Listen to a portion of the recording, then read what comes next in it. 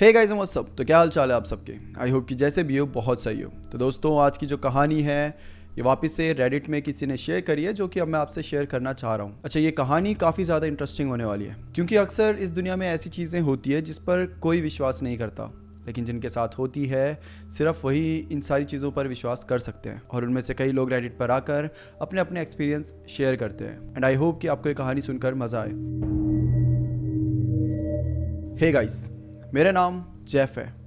मैं शहर के बीचों बीच रहता हूँ अपनी फैमिली के साथ। मैं अभी करीबन 16 साल का हो चुका हूँ और मेरी जो फैमिली है मैं उनके बारे में भी थोड़ा बता देना चाहता हूँ। मेरे साथ रहते हैं मेरी मॉम एंड मेरे डैड एंड मैं। हम तीनों एक छोटे से घर है, हमारा प्यारा सा घर है, उसी में रहते हैं। मेरी फैमिली मुझसे बहुत प्यार करती है। मॉम अक्सर मेरे लिए खाना बनाती है। आई मीन जो भी मुझे पसंद होता है हमेशा वही बनाने की कोशिश करती है। पापा हमेशा स्कूल से लेने आते हैं, स्कूल छोड़ने जाते हैं। उनका अपना बिजनेस है तो उन पर थोड़ा टाइम मिल जाता है और जब जब हमें समय मिलता है हम कहीं ना कहीं वैकेशन पे जाते हैं, घूमने जाते हैं, एक दूसरे के साथ टाइम स्पेंड करने की कोशिश करते हैं। मैं अपनी फैमिली के साथ काफ़ी खुश हूँ। दरअसल मेरे फैमिली तो मुझसे प्यार करती है बट दूसरी साइड मेरे ताऊ जी और ताई जी भी है। तो मेरे जो ताऊ जी है वो उनका घर ना हमारा जो शहर के बीच में घर है, तो शहर से थोड़ी सी आप आगे चले जाओ तो वहाँ पे ना एक जंगल आता है, घना जंगल। उनके बीच में मेरे ताऊ जी का घर है। एकदम घर भी नहीं बोलोगे, हवेली है पूरी। और मेरे ताऊ जी मुझसे उतना ही प्यार करते हैं जितना अगर उनका खुद का बेटा होता तो उससे करते। उनकी कोई औलाद नहीं है, उनका कोई बेटा बेटी कुछ भी नहीं है। तो जब भी मैं उनके घर जाता हूँ तो मुझे बहुत प्यार करते, हमेशा मुझसे पूछते रहते हैं बता तुझे क्या चाहिए, बता तुझे क्या ला कर दूँ, अगर तुझे हमसे कुछ चाहिए होता तो क्या होता। और जब भी मैं कुछ बोलता हूँ अगले दिन ताऊ जी मेरे लिए वो ले आते हैं। और ताऊ जी ना बहुत अमीर है, मतलब इतने अमीर कि मैं बता नहीं सकता। ऐसा लगता है कि सारा पैसा उन्हीं के पास है। कभी भी मैंने उनको किसी भी चीज़ के लिए कंजूसी करते हुए नहीं देखा। जैसे मेरे मॉम डैड, काफ़ी जगह में हम पैसे काटने की कोशिश करते हैं लेकिन वो बहुत खुले दिल के इंसान है। अब एक चीज़ है जो मैं आपको बताना चाहता हूँ कि ताऊ जी के घर में मैं जब भी रहने गया हूँ ना, मैं कभी रात को नहीं रहा। मतलब बहुत बार हम रहने जाते हैं वैकेशन पे या कैसे भी, तो ना रात के 8 बजे के बाद ये लोग घर के बाहर नहीं निकलते और मैं मेरी मॉम डैड हम 7 बजे या 6 बजे ही उनके घर से वापस घर आ जाते हैं। अब ये चीज़ पहले तो मैंने नोटिस करी नहीं थी, लेकिन एक बार ऐसी बात चली थी कि मैं बोला था आज रात को रुकते हैं, क्योंकि ना उनका जंगल के बीच में घर है तो जानवर आते हैं काफ़ी सारे रात को ही। सबको पता है कि दिन के टाइम वो सो रहे होते हैं तो रात को ही यहाँ वहाँ जाते हैं, शिकार करते हैं, जो भी करते हैं वो रात को ही निकलते हैं। ठीक है, तो मेरा मन था कि एक बार ऐसे ही घर के छत में रहूँ और जानवरों को देखूँ, स्पॉट करूँ। तो मैंने बोला था इन्हें कि रात को रुकते हैं, आज छत पे थोड़ा देखेंगे जानवर वानवर जो आते हैं। मुझे देखने का बड़ा शौक था, जिसपे मेरी जो ताई जी थी, आंटी थी, वो बोलते हैं कि बेटा 8 बजे के बाद तुम क्या, हम भी बाहर नहीं निकलते हैं, तो इस घर में हम 8 बजे के बाद बाहर नहीं निकल सकते। और जब उन्होंने ये बोला था मेरे मॉम डैड, उनके चेहरे पे भी काफ़ी ज़्यादा ऐसे टेंशन सी दिख रही थी। जिसके बाद मैंने उनसे पूछा भी कि ऐसा क्यों, मतलब हम शहर में तो हम 10-10 11-11 बजे तक बाहर रहते हैं। तो उन्होंने यही बोल के टाल दिया कि अब जानवर लोग बाहर घूमते रहते हैं तो 8 बजे के बाद जब जानवर आते हैं तो क्यों बाहर निकलना, सेफ्टी का बहुत बड़ा रिस्क है। सेंस भी बनाती थी उनकी बातें कहीं ना कहीं, तो ठीक है मैंने भी जाने दिया। अब ऐसे करके क्या होता है ना, अब ये जो मैं बात आपको बताने वाला हूँ ये है करीबन 1 हफ्ते पहले की बात है। तो क्या होता है कि मैं ना ऐसे कमरे से निकल रहा हूँ और मॉम डैड को मैं ना बातें करते हुए सुन रहा हूँ। तो मॉम डैड को बोल रही है कि हमें भी ना ताऊ जी की तरह ओथ ले लेनी चाहिए थी, उनकी तरह डील कर देनी चाहिए थी। कम से कम हमें इस तरीके से कंजूसी से जीना नहीं पड़ता, हमें स्ट्रगल नहीं करना पड़ता, हमें पैसों के लिए एक एक चीज़ का हिसाब नहीं रखना पड़ता। जिसपे मेरे डैड थोड़े से चिंतित होकर बोलते हैं कि तुम पागल हो गई हो, तुम्हें पता है ना कैसे जी रहे हैं, मतलब क्या फ़ायदा इन पैसों का अगर तुम्हें घुट घुट कर ही जीना पड़े तो। और खासकर अब जब हमारे पास जैफ है, हमारा बच्चा है, तो एकदम से मॉम एकदम ऐसे उन्हें कुछ रियलाइज़ होता है और बोलते हैं कि अरे हाँ, जेफ के होने के बाद तो हम ये सब नहीं कर सकते, नहीं चांस ही नहीं है। तो मैंने इन्हें ये ऐसी बातें करते हुए सुना और मेरे को कुछ समझ नहीं आया कि क्या बात कर रहे हैं, क्या बोलना चाह रहे हैं। मैंने भी ऐसे सोचा ठीक है, बड़े लोगों की बड़ी बातें हैं, फालतू में क्या दिमाग लगाना, और मैं अपने रूम की तरफ वापस चला जाता हूँ। और फिर क्या होता है ना, थोड़े दिनों बाद हम ताऊ जी के घर जाते हैं। ताऊ जी के घर जाते हैं क्योंकि काफ़ी दिन हो गए थे उनसे मिले हुए और वो भी काफ़ी टाइम से बुला रहे थे, तो हमने कहा चलो एक राउंड मार आते हैं। सुबह जाते हैं ताऊ जी के घर, ताऊ जी बहुत खुश होते हैं कि अरे वाह बेटा आ गया, जेफ आ गया। उनके लिए तो मैं उन्हीं का बेटा ही हूँ। तो मेरे को बिठाते हैं, मेरी खातिरदारी कर रहे हैं, इतना सारा खाना लेकर आ गया। मैंने कहा ताऊ जी इतना कौन खाएगा, वो बोल रहे हैं कि जितना खा सकता है खा ले, बाकी छोड़ दियो, कोई दिक्कत नहीं है। इतना खाना तो हमारे हफ्ते का होता है जितना वो मेरे पे एक टाइम पे लेकर आ गए थे मेरे सामने। ठीक है, उसके बाद मेरे को प्ले स्टेशन देते हैं कि देख मैं तेरे लिए प्ले स्टेशन लेकर आया, तू जाके गेम खेल सकता है, ये वो कर सकता है, बहुत कुछ वो मेरे लिए करते रहते हैं। और ऐसे करते करते करते शाम हो जाती है। शाम के करीबन 6 बजे होंगे। अब हमारा वापस जाने का प्लान बन गया है कि चलो भाई घर चलते हैं, रात होने वाली है। मैं थोड़ी जिद कर रहा हूँ क्योंकि मैं गेम खेल रहा था, तो मैं किसी का भी मन नहीं करता भाई गेम खेलते खेलते उठ के कहीं जाने का, और कहीं छोड़ो अपने घर जाने का जहाँ पे तुम्हें कोई गेम ही ना मिली। ये मेरे को पता था मैं जब तक यहाँ तभी गेम खेल सकता हूँ। ऑल्दो ताऊ जी बोल रहे थे कि ले जा अपने साथ ले जा, लेकिन पापा मना कर दे रहे थे, बोल रहे अगर ये लेके चले जाएगा तो पढ़ाई छोड़ देगा, यही खेलता रहेगा। तो ऐसा करते करते मैं थोड़ा सा बोलता हूँ पापा थोड़ी 5 मिनट बस 5 मिनट। ठीक है, 5 से 10 मिनट होते हैं, 10 से 20 मिनट होता है, करीबन 6:30 बज जाते हैं या 6:40 का अराउंड हो जाता है टाइम। अब हम जाने लगते हैं कि अचानक से पापा अनकॉन्शियस हो जाते हैं, एकदम से बेहोश होते हैं और नीचे गिर जाते हैं। मेरे को समझ नहीं आया क्या हुआ, किसी को समझ नहीं आया, एकदम से हड़कंप मच गया। ताऊ जी दौड़ते आ रहे हैं, ताई जी उन्हें पानी पिला रही है, मम्मी थोड़ा बहुत टेंशन में आ गया, रोने सा उनका शक्ल हो गया, मतलब रो नहीं रही लेकिन ऐसा लग रहा है किसी भी टाइम रो सकती है, वो चुप ही हो गई है। और ये क्या करते हैं ताऊ जी और ताई जी मिलके पापा को उठाते हैं और मम्मी ना एकदम स्टिल हो गई है, मतलब ऐसे एकदम खड़ी हो गई है कि उन्हें कुछ समझ नहीं आ रहा। तो ताऊ जी पकड़ते हैं मम्मी को भी कि चलो भाई चलो, और गाड़ी में बिठाकर बोलते हैं इन्हें हॉस्पिटल ले जाना पड़ेगा जल्दी से, क्योंकि किसी को नहीं पता क्या हुआ है अचानक से। अब घर में मैं अकेला था तो ताऊ जी मेरे पास आते हैं और बोलते हैं बेटा कुछ भी हो जाए एक चीज याद रखना कि 8 बजे के बाद घर से बाहर नहीं निकलना है, कुछ भी हो जाए। मैं बोलता हूँ ठीक है, मैं नहीं निकलूंगा। मुझे पता है क्यों कह रहे हैं, क्योंकि बाहर जानवर वानवर ये सब का खतरा है, आई नो। तो मैं बोलता हूँ कि हाँ आप टेंशन मत लो, मैं नहीं निकलूंगा, आप जब तक वापस नहीं आओगे मैं घर में ही रहूंगा। ताऊ जी जा रहे हैं, मम्मी वापस आती है दौड़ते हुए मेरे पास और बोलते हैं कि बेटा कुछ भी हो जाए, जो ताऊ जी ने बोला उस पर हमेशा याद रखना, घर के बाहर नहीं निकलना, चाहे कोई भी आ जाए, कोई तुम्हें आवाज़ दे, कोई तुम्हारी बेल बजा दे, कोई भी तुम्हें पुकारे,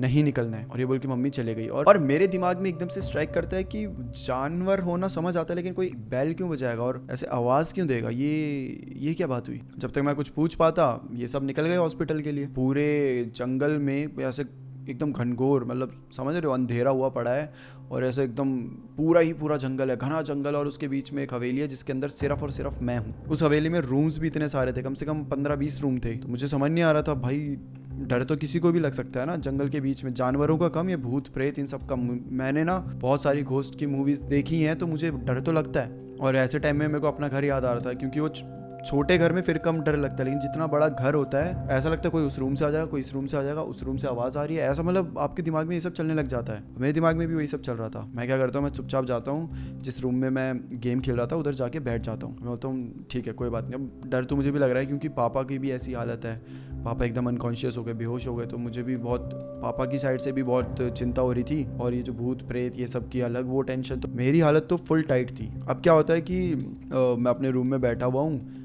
8 कुछ बज गए हैं, 8 भी नहीं बजे एक्चुअली, 7:55 कुछ हो रहे थे। मम्मी की कॉल आ गई और उन्होंने बोला कि हमने डॉक्टर्स को दिखा दिया है पापा को, और पापा ठीक है एकदम, मतलब अभी भी अनकॉन्शियस है, लेकिन डॉक्टर्स ने सब कुछ चेकअप करके बता दिया है कि ऐसा कोई मेजर कुछ नहीं है, नॉर्मली उनको ऐसे बेहोशी हो गई थी, थोड़ा सा डिहाइड्रेशन या समथिंग उन्होंने कुछ बोला था, तो उस वजह से हो गया है, तुम टेंशन मत लो, सब कुछ ठीक है। अब जब मुझे ये बात पता चलती है तब जाके मेरे अंदर सांस में सांस आती है कि चलो पापा एटलीस्ट सेफ है, और अब मैं वापस से थोड़ा सा अच्छा फील कर रहा हूँ। और तभी ना अचानक से जो ताऊ जी ने क्लॉक लगाई थी वो बजने लग जाती है। दरअसल उनकी एक बहुत बड़ी सी उन्होंने घड़ी लगा के रखी है, और उसमें जब टाइम होता है, जैसे 1 बजा था तो ऐसे पेंडुलम घूमता है और टंग करके 1 बार बजता है। मान लो 2 बज गए तो 2 बार बजेगा, 4 बज गए तो 4 बार बजेगा, ऐसा चलता है। तो अभी वो 8 बार बजता है, जिसका मतलब है कि रात के 8 बज चुके होते हैं। अब घड़ी की जब आवाज़ ख़त्म होती है, वो जो बज रही थी 8 बार, उसके बाद एक और आवाज़ आती है।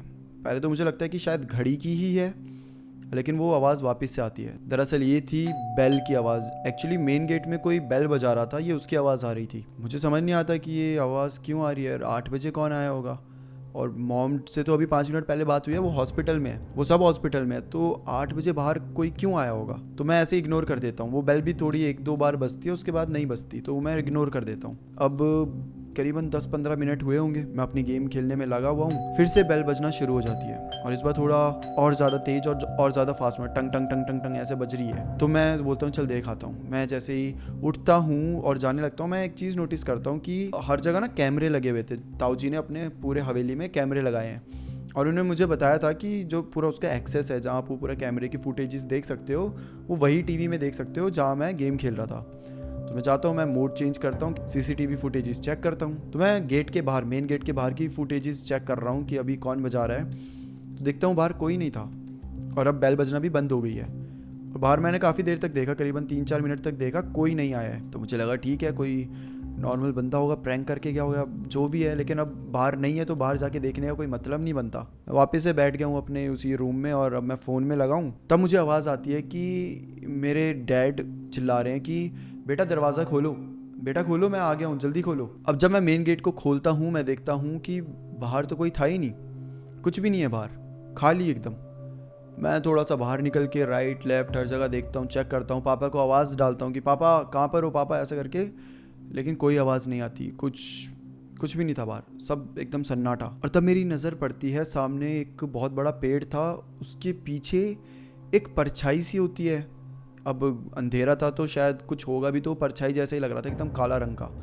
उसने एक ब्लैक कलर का क्लॉक पहना होता है और वो ना बहुत अजीब सा दिख रहा था। एक्चुअली वो दिखने में नॉर्मल आदमी जैसा नहीं लग रहा था। ऐसा ले लो कि वो करीबन 10 फीट का होगा, और वो भी मैं उसे इतनी दूर से देख रहा हूँ, मतलब वो दूर है वो पेड़ और वो उसके पीछे है, तब भी मुझे इतना लंबा दिख रहा है वो। मैं हैरान हूँ कि ये क्या चीज़ है, कोई जानवर है, सच में कोई आदमी है, क्या है ये। अब वो जो परछाई होती है ना, पेड़ से ऐसे पहले ऐसे छुप के देख रही है, वो एकदम निकलती है बाहर और धीरे धीरे मेरे को देखते हुए वो पास आने लगती है। तब मैं उसे ध्यान से देखता हूँ तो मैं देखता हूँ कि वो 10 फीट से भी ज़्यादा लंबा होता है। उसने ब्लैक कलर का क्लॉक पहना है और उसकी आंखें कम, और ऐसा लग रहा था कि अंदर ना लाइट्स है, जैसे लाल कलर की लाइट है जिनसे रोशनी निकल रही है, ऐसा लग रहा था। और उसके हाथ में एक तलवार थी, बेहद लंबी तलवार और बेहद डरावनी तलवार, और जो तलवार की एंड का टिप था उसमें से खून निकल रहा था। मतलब ऐसा लग रहा था जैसे तलवार से निकल रहा है वो खून। मैं बहुत ज़्यादा डर जाता हूँ और मेरे को पता नहीं है, मैं उसे बोलने की कोशिश करता हूँ कि हेलो आप कौन हो, कि आपको क्या चाहिए, ऐसा करके मैं कोशिश कर रहा हूँ, लेकिन कोई जवाब नहीं दे रहा। बस धीरे धीरे अपने बड़े बड़े कदम वो मेरी तरफ ला रहा था। पता नहीं क्यों मेरे एकदम से दिमाग में स्ट्राइक करती है मम्मी की बात और ताऊजी की बात की 8 बजे के बाद बाहर मत निकलना, चाहे कोई रिंग बजाए, चाहे कोई बेल बजाए, चाहे कोई पुकारे, बाहर मत जाना। और इस समय पर मैं बाहर था और 8 तो कब के बज चुके थे। मैं भागता हूँ सीधा, मैं भाग के सीधा अपने रूम के अंदर जाता हूँ। मुझे पता नहीं मैं क्या करूँ, घर के बाहर जा नहीं सकता था, वो आदमी धीरे धीरे मेरे पास आ रहा था। मैं सीधा जाता हूँ रूम के अंदर, जाता हूँ और गेट लॉक कर देता हूँ। और इस बार मुझे आवाज़ सुनाई देती है, मैं गेट के अंदर ही हूँ, मैं अपने रूम के अंदर ही हूँ और मुझे आवाज़ सुनाई दे रही है जो मेरा मेन गेट है उसके खुलने की। भागते भागते मैं भूल ही गया कि मुझे मेन गेट लॉक करना था। मैं उसको खुला छोड़कर ही अपने रूम में आ गया था। अब धीरे धीरे ना वो जो आवाज़ थी कदमों की वो मुझे सुनाई देने लग जाती है। वो धीरे धीरे ऐसा लग रहा था, वो हवेली है बहुत बड़ी और मेरा ना रूम थोड़ा अंदर जाके था, एंड में जाकर, तो कदमों की आवाज़ मुझे सुनाई दे रही, क्योंकि पूरा सन्नाटा है, पूरा इतना सन्नाटा है कि मैं अगर पिन भी गिरा दूँ तो उसकी आवाज़ भी मुझे सुनाई दे। तो जब चल रहा था और उसके जूते भी ऐसे लेदर के लग रहे थे या क्या पता नहीं, उसकी बहुत ज़ोर से आवाज़ आ रही थी और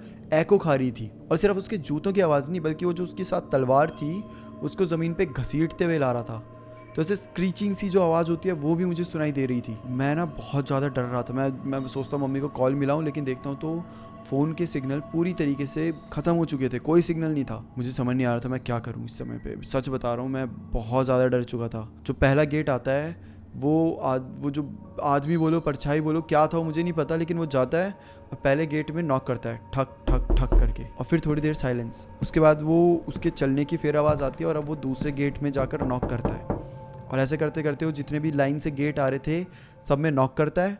1 मिनट वहाँ खड़े होकर पूरा अंदाज़ा लेता है और उसके बाद वो फिर अगले रूम में आ जाता है। धीरे धीरे कदमों की जो आवाज़ थी वो मेरे कानों के पास आ रही थी, यानी कि वो जो भी आदमी था कुछ भी था वो मेरे रूम के पास आ रहा था। इससे पहले मैं और कुछ समझ सकूँ, मेरे रूम के दरवाजे से आवाज़ आती है ठक ठक ठक। तब मुझे रियलाइज़ होता है वो जो परछाई थी वो मेरे रूम के जस्ट बाहर खड़ी थी। 1 मिनट का प्योर साइलेंस। मैंने अपने मुंह के ऊपर हाथ रख दिया ताकि मैं कुछ बोल ना पाऊँ। मेरी दिल की धड़कनें बहुत तेज़ धड़क रही थी। ऐसा लग रहा था कहीं शायद वो मेरी दिल की धड़कनें ना सुन ले, इतनी तेज़ धड़क रही थी। और फिर 1 मिनट बाद मैं देखता हूँ तो मेरे गेट के नीचे से इतना सा गैप होता है, उसमें से ना खून बहता हुआ मेरे रूम के अंदर आ रहा है। शायद ये वही खून था जो उसकी तलवार में से गिर रहा था। अब वो खून धीरे धीरे चलते चलते मेरे तक आ जाता है। मेरी आंखें फटी की फटी रह गई। वो असली खून था, और इतना सारा खून कैसे किसी का निकल सकता है। उसने ज़रूर किसी को मारा होगा उस तलवार से, और शायद मुझे नहीं पता, जो भी रीज़न हो, मैं कुछ समझ ही नहीं पाता। और मैं कुछ समझ पाऊँ उससे पहले मेरे दरवाजे में बहुत ज़ोर से कोई मार रहा है ऐसी आवाज़ आने लग जाती है। अभी तक नॉर्मल नॉकिंग हो रही थी, और अब वो जो पीछे है परछाई है वो मेरे दरवाजे को जोर जोर से मार रही है, उसे तोड़ने की कोशिश कर रही है। मैं समझ जाता हूँ कि वो जो भी परछाई थी उसे पता चल चुका है कि इस रूम के अंदर मैं हूँ, क्योंकि वो आगे नहीं गया पीछे नहीं गया। वो ऐसे हर 1 मिनट बाद अलग रूम में जाता था, लेकिन वो खड़ा है वहीं पर, और वो अब उस मेरे रूम के दरवाजे को तोड़ने के कगार पर है। वो जोर जोर से मारने लगता है, शायद अपनी तलवार का भी यूज़ करता है, क्योंकि बहुत ऐसा लग रहा था किसी ने हथौड़ा लिया और उससे उस रूम को मार रहा है। अभी नहीं तो शायद 2 मिनट बाद, लेकिन मेरा रूम टूटने वाला था। मुझे दिख रहा था वो दरवाज़ा ज़्यादा देर तक ये जो प्रेशर था उसको सह नहीं सकता था कि तभी अचानक से दरवाजे पर मारने की आवाज़ एकदम से ख़त्म हो जाती है और फिर वापस से एकदम साइलेंस।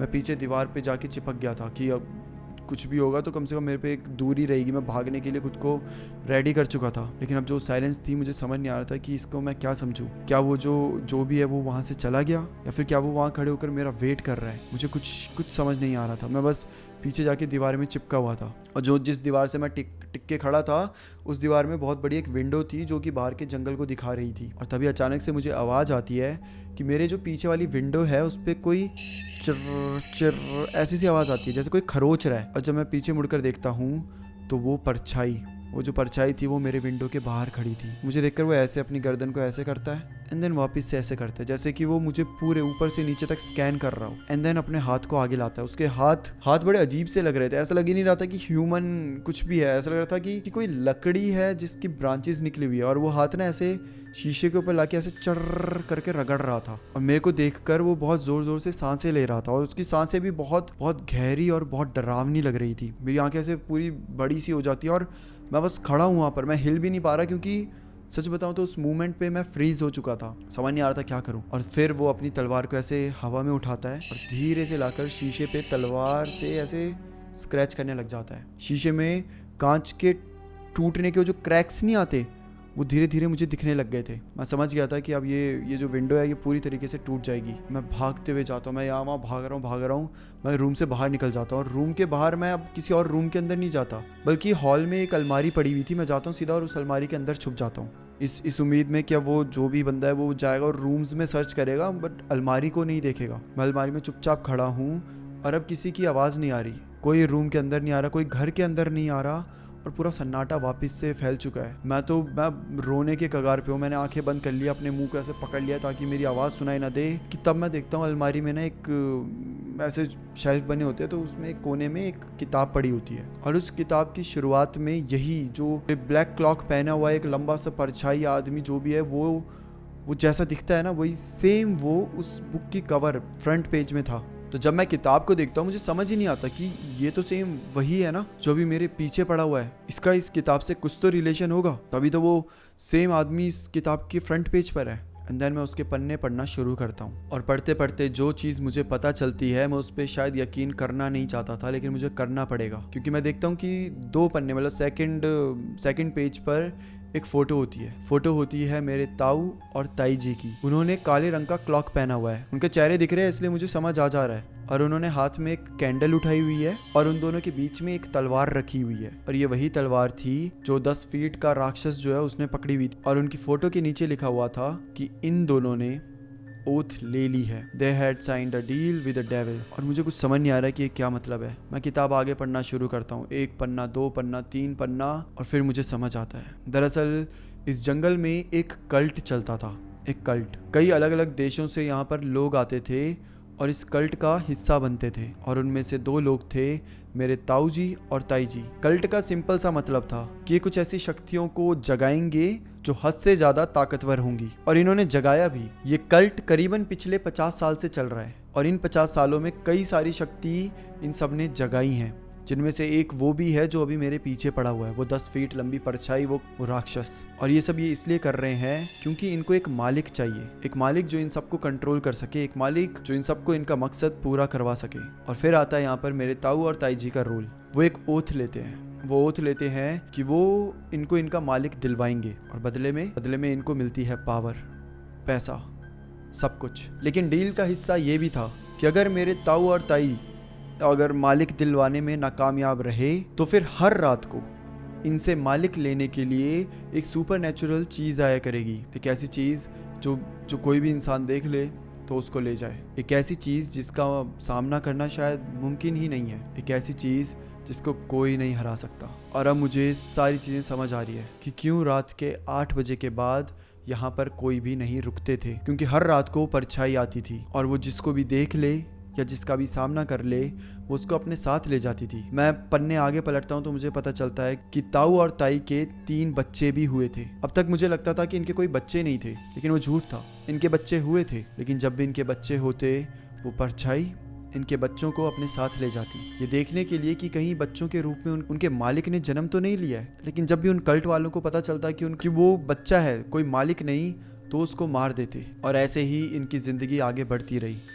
हर रात 8 बजे के बाद इनको देखने के लिए, इनको ले जाने के लिए यहाँ पर कोई आता। लेकिन यहाँ पर एक चीज़ थी कि जो भी इन्हें ले जाने आता था वो इस घर के अंदर नहीं आ सकता था। वो बाहर इनका वेट करता सुबह होने तक, और जब सुबह हो जाती वो चला जाता। और इसीलिए ये लोग कभी भी रात के 8 बजे के बाद घर से बाहर नहीं निकलते थे। मैं पन्ने आगे पलट रहा ही होता हूँ कि तभी अचानक से अलमारी का दरवाज़ा खुल जाता है और मैं देखता हूँ कि वो परछाई मेरे सामने खड़ी थी। मैं चिल्ला पाता, भाग पाता या रिएक्ट भी कर पाता उससे पहले ही वो परछाई ने मेरा हाथ पकड़ लिया और मुझको अपने साथ कहीं घसीटते हुए लेकर चलने लगी। मैं बोल रहा हूँ कि प्लीज़ लीव मी, अब मेरे को छोड़ दो, मैं किसी को नहीं बताऊँगा, प्लीज़ प्लीज़ प्लीज़। मैं गिड़गिड़ा रहा हूँ, लेकिन वो परछाई मेरी एक नहीं सुनती। वो बस ऐसा लग रहा था जैसे कि उसके पास कान ही नहीं है या फिर कोई एम्पैथी सिंपैथी कुछ भी नहीं थी। वो बस मुझे घसीटता हुआ अपने साथ ले जाने लगा। घने जंगलों के बीच कई सारे पेड़ पौधों को चीरते हुए मुझे तो पता भी नहीं चल रहा था मैं कहाँ जा रहा हूँ। मैं बस अपनी रोती हुई धुंधली आंखों से अपने घर को देख रहा था, अपने ताऊ जी के घर को देख रहा था। और वो घर धीरे धीरे छोटा होता हुआ दिख रहा था। और एक समय आता है जब वो घर दिखाई देना बंद हो जाता है। मैं घने अंधेरे में, घने जंगल के बीच कहीं खो चुका था। और वो जहाँ भी मुझे ले जा रहा था, मुझे एक चीज़ पता थी कि मेरा अंत भी मेरे ताऊ के 3 बच्चों की तरह ही होने वाला था। ये लोग मुझे भी जिंदा नहीं छोड़ेंगे। मैं जितना चिल्ला सकता था मैंने चिल्लाया, जितना रो सकता था, गिड़गिड़ा सकता था, मैंने सब कर दिया। लेकिन एक टाइम आता है ना जब आपको पता चल जाता है कि इन सब चीज़ों का कोई फ़ायदा नहीं है, कोई फ़ायदा नहीं। आपके साथ अब जो होना है वो होकर रहेगा। देखते देखते मैं किसी गुफा के अंदर था और फिर मैं देखता हूँ कि वहाँ पर इस परछाई की तरह कई सारी परछाइयाँ थी। कई सारे 10 फीट लंबे क्रिएचर थे जिन्होंने काले रंग का क्लॉक पहना हुआ था। वो सब ऐसे मेरे को घेर के खड़े हुए थे और वो कुछ चिल्ला रहे। सबके हाथ में, किसी के हाथ में तलवार है, किसी के हाथ में कोई और हथियार है, किसी के हाथ में धनुष है, कुछ सबके हाथ में कुछ ना कुछ था। और वो लोग उस जो भी हाथ में उनके वेपन था उसको ज़मीन पे मार रहे थे, खट खट खट ऐसे करके, और मुझे देखे जा रहे थे। समझ नहीं आ रहा था मैं किस दुनिया में आ चुका हूँ। कोई सपना देख रहा हूँ, कोई मूवी देख रहा हूँ। ऐसा कैसे हो सकता है? हम इंसानों के बीच ये सब भी रह रहे हैं जिसका किसी को अंदाज़ा ही नहीं है। मुझे वापस से घसीटा जाता है। इस बार 2 और लोग आते हैं जिन्होंने क्लॉक तो नहीं पहना होता और वो नॉर्मल इंसान जैसे होते हैं। उनके पैर भी होते हैं और उनके हाथ वाथ सब कुछ नॉर्मल होते हैं। वो दोनों मेरे को एक एक पैर से पकड़ते हैं और घसीटते हुए कहीं ले जाने लग जाते हैं। जैसे जैसे वो मुझे ले जा रहे हैं, जैसे पहले गोला बना हुआ है, और जब मुझे वो गोले को चीरते हुए ले जा रहे हैं तो जितने भी वहाँ पर वो परछाइयाँ खड़ी थी वो सब ऐसे साइड हो जा रही हैं, सब साइड हो जा रही है और एक लाइन में खड़ी हो जा रही है। एक परछाई इस लाइन में खड़ी है, एक परछाई इस लाइन में खड़ी है। एंड देन मुझे ऐसे घसीटते हुए ले जाकर ना वो एक धक्का देते हैं। मैं बहुत ज़ोर से आगे जाके गिरता हूँ और एकदम ऐसे मेरी सर नीचे है तो मुझे ज़मीन दिख रही है। और जैसे मैं सर को ऊपर उठाता हूँ मैं देखता हूँ कि मेरे सामने एक राजगद्दी सी होती है जिसमें एक आदमी बैठा होता है और उसने सफ़ेद रंग का क्लॉक पहना हुआ है। और वो नॉर्मल आदमी है, नॉर्मल 5.5 फीट का एक आदमी जो कि सफ़ेद कलर के क्लॉक में है और मुझे देख रहा है। उसके हाथ में कुछ 3 ऐसे कंचे से होते हैं, मुझे समझ नहीं आता, वो बड़े से होते हैं, मतलब इतने बड़े। और वो उनको ऐसे घुमाता है और ऐसे ऊपर कर देता है। जैसे ही वो उन कंचों को ऊपर करता है अचानक से कोई रोशनी आती है सीधा आसमान से और उन कंचों के ऊपर वो रोशनी ऐसे सीधा टक करके टकराती है और वो पूरी रोशनी पूरे गुफा में फैल जाती है। पूरे गुफा में अचानक से जो वो परछाइयाँ थी, जो 10-10 फीट लंबे क्रिएचर थे, वो जो अपने वेपन को मार रहे थे, शोर मचा रहे थे, वो सब चुप हो जाते हैं। सब चुप, एकदम साइलेंस। जिसके बाद जो राजगद्दी में बैठा हुआ आदमी होता है जिसने वाइट कलर का क्लॉक पहना था वो खड़ा हो जाता है। और जब वो खड़े होकर मुझे देखता है और उस आदमी को देखकर मेरे मुंह से सिर्फ एक ही चीज़ निकलती है, डैड।